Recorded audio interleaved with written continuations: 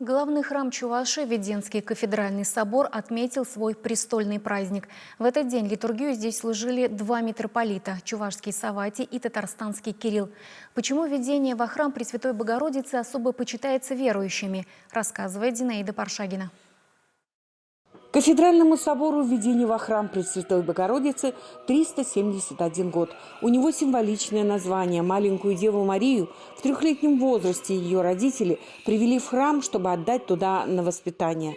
Девочка была вымолена у Бога. Ему Иоаким и Анна обещали посвятить своего ребенка. Но для чувашской земли важен и другой смысл. В 17 веке, когда строился собор, в христианство и в православные храмы, как маленьких детей, вводили и язычников Чувашей. Фактически вхождение Пресвятой Богородицы явилось знаком и того, что сейчас люди входят в храм Божий, люди входят в Его Царство, люди входят туда, где пребывает любовь Божия.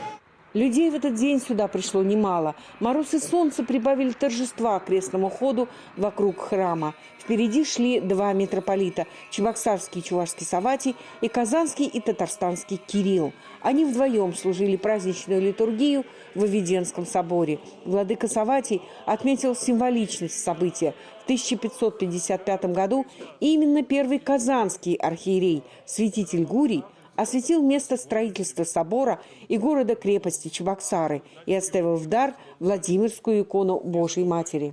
Мы, конечно же, помним о том, что у нас одна общая святыня, одни общие святые, и наши покровители, наши святители являются казанскими святителями, святители Гурия, Варсонофий и Герман Казанский, которых мы почитаем и по старой памяти, и помним, и любим, и чтим.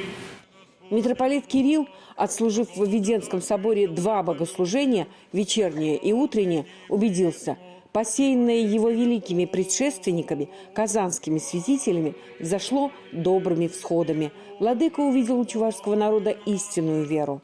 Здесь эта земля, эти люди, они сохранили эту традицию, сохранили свою добрую отеческую веру, которая сегодня живет в сердцах людей, наполняет их духом и смыслом и дает возможность возрождать и восстанавливать новые и новые святыни.